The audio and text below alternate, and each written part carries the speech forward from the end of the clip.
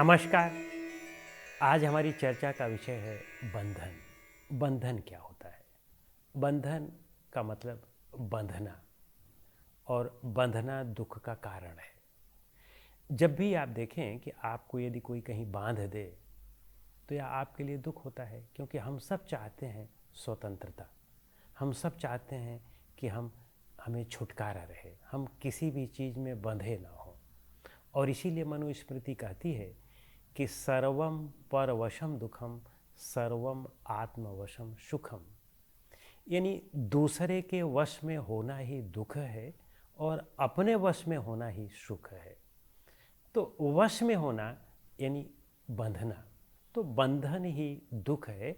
और हमारे जितने भी धार्मिक शास्त्र हैं, जितने भी दर्शन हैं, वे इसी बात का प्रयास करते हैं कि हम अपने बंधनों से मुक्त हों, क्योंकि बंधन ही सभी दुखों के कारण है।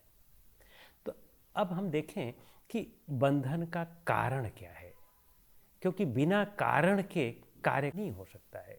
तो हमें उसका कारण समझना होगा। उसका कारण मूलतः हमारी अविद्या है, हमारी अज्ञानता है। हम अविद्या और अज्ञानता के कारण ही किसी चीज़ में फंसते हैं, किसी चीज़ को अपना मानते हैं। यदि हमें अविद्या ना हो तो हम उसमें अपनापन नहीं मानेंगे, और जब हम अपने अपनापन और परायापन नहीं मानेंगे तो हम उसमें फंसेंगे नहीं। आप एक उदाहरण के रूप में ले सकते हैं। जैसे बंदर है, बंदर को कैसे पकड़ा जाता है? कलंदर बंदर को कैसे पकड़ता है? वह एक सुराही रखता है और सुराही में कुछ चना डाल देता है, और बंदर अपना हाथ उस सुराही के अंदर डालता है, और जब उसको चना मिलता है तो वह मुट्ठी बंद करके निकालना चाहता है। जब मुट्ठी बंद करके निकालता है तब सुराही का मुंह सकरा होता है, उसका हाथ नहीं निकल पाता है। और इसी कसमकस में कि कैसे वह अपने हाथ को बाहर निकाले और साथ में चना भी ले ले, दोनों चीज़ें वह एक साथ चाहता है। तो इस स्थिति में तब तक कलंदर आकर के उसे पकड़ लेता है और हमेशा उसको जीवन भर नचाता रहता है। हाथी को कैसे पकड़ा जाता है? जंगल में एक गड्ढा खोद देते हैं और उस गड्ढे के ऊपर कुछ पतली लकड़ियाँ रख देते हैं, और उस लकड़ी के ऊपर कुछ ऐसा आकार प्रकार बना देते हैं, जैसे हथनी जैसा आकार प्रकार कुछ बना दिया जाता है, कपड़े से, कागज़ से, इस तरह से बना दिया जाता है। तो जब हाथी आता है तो वह सोचता है कि यह हथनी है, और ऐसा समझ करके उसके पास जाने का जब प्रयास करता है तो जैसे ही जाता है वह लकड़ी टूट जाती है और वह गड्ढे में गिर जाता है। गड्ढे में गिर करके अब उसको 15-20 दिन, महीने 2 महीने उसको कुछ भोजन नहीं दिया जाएगा। तो जब वह बहुत कमज़ोर होता है तब फिर उसे बाहर निकाला जाता है और फिर उस पर नियंत्रण कर लिया जाता है।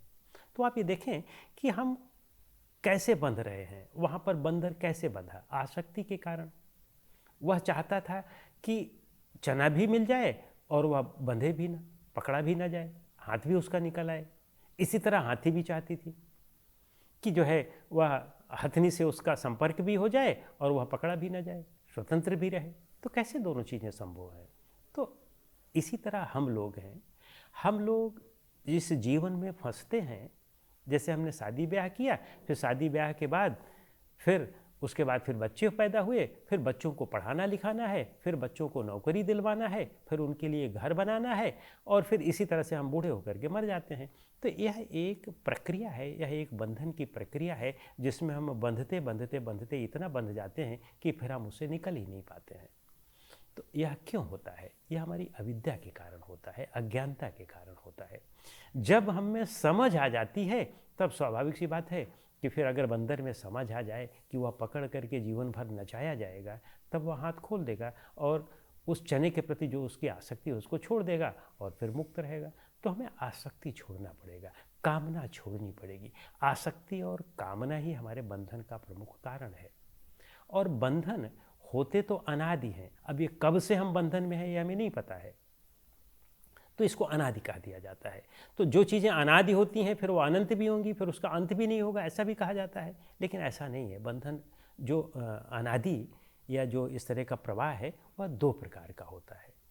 तो हर चीज़ें जो अनादि होती हैं कोई ज़रूरी नहीं कि उनका अंत ना हो। तो एक प्रवाह वाला, इसके 2 होते हैं। एक प्रवाहमय बंधन होता है। प्रवाह का मतलब कि वो बस चला आ रहा है, और कब से चला आ रहा है निश्चित नहीं है, और जब तक आप उसके कारण का निवारण नहीं करेंगे तब तक वह चला आता रहेगा।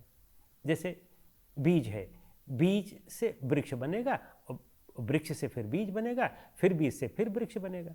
लेकिन अगर आप बीज को आप रोस्ट कर दें, उबाल दें, तब तो फिर उससे वृक्ष नहीं बनेगा ना। तो उसी तरह से हमारा यह बंधन जो है यह अनादिकाल से चला आ रहा है, लेकिन अगर हम इसको समाप्त करना चाहते हैं तो इसके कारण को हमें उबाल देना पड़ेगा, जला देना पड़ेगा। और इसके कारण जो है आसक्ति और इच्छाएं हैं, कामनाएं हैं। आसक्ति और कामनाओं को यदि हमने हटा दिया तो हमारा बंधन का जो किला है वह भरभरा करके गिर पड़ता है, या उसकी श्रृंखला टूट जाती है और हम मुक्त हो जाते हैं। फिर उसे ही हम कैवल्य कहते हैं।